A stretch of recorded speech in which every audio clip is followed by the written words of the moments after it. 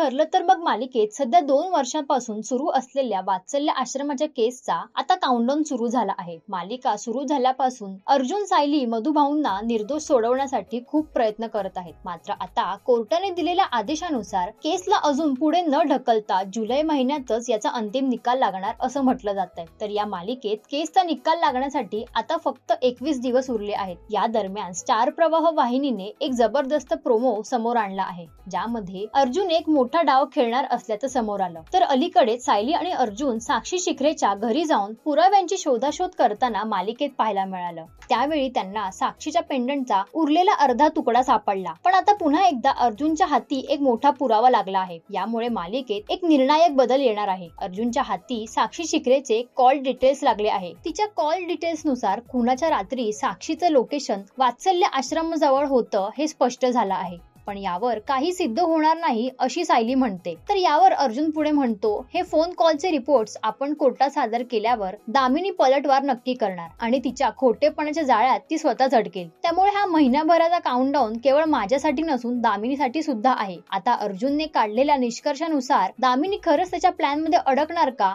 हे पाहण्यासाठी स्टार प्रवाह वाहिनीवरील ठरलं तर मग ही मालिका नक्की पहा। आणि मालिका विश्वातील अशाच काही खास अपडेटसाठी इट्स मज्जा मराठी या YouTube चॅनलला लाईक आणि सबस्क्राईब करायला विसरू नका।